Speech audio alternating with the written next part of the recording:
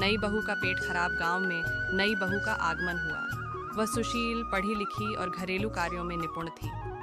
ससुराल वाले उसकी तारीफों के पुल बांधते नहीं थकते थे। एक दिन घर में खास दावत थी। बहू ने पूरे उत्साह से खाना बनाया। सास ने उसे लड्डू और पूरी बनाने का जिम्मा सौंपा था। दावत में सभी लोग खाने का आनंद ले रहे थे।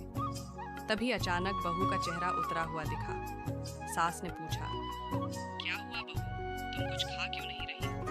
बहू ने झिझकते हुए कहा, माँ जी, मेरा पेट थोड़ा खराब है, शायद ज्यादा मेहनत के कारण। सास मुस्कुराई और प्यार से कहा, तूने घर के लिए इतना कुछ किया है, आराम कर, हम सब संभाल लेंगे। ससुराल वालों ने बहू की तबीयत का ध्यान रखा और उसे आराम करने दिया।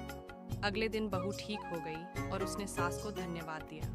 सास ने जवाब दिया, परिवार में एक दूसरे का ख्याल रखना सबसे बड़ी जिम्मेदारी होती है। यह छोटी घटना बहू और ससुराल वालों के रिश्ते में और मिठास भर गई। परिवार एकजुटता का दूसरा नाम है। शिक्षा, अपने परिवार के सदस्यों की सेहत और भावनाओं का ध्यान रखना जरूरी है। कर्मों का हेर फेर एक समय की बात है। एक गांव में रामू नाम का किसान रहता था।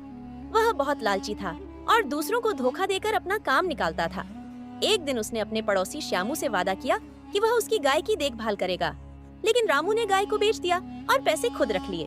श्यामू को जब यह बात पता चली तो उसने कुछ नहीं कहा और ईश्वर पर भरोसा किया।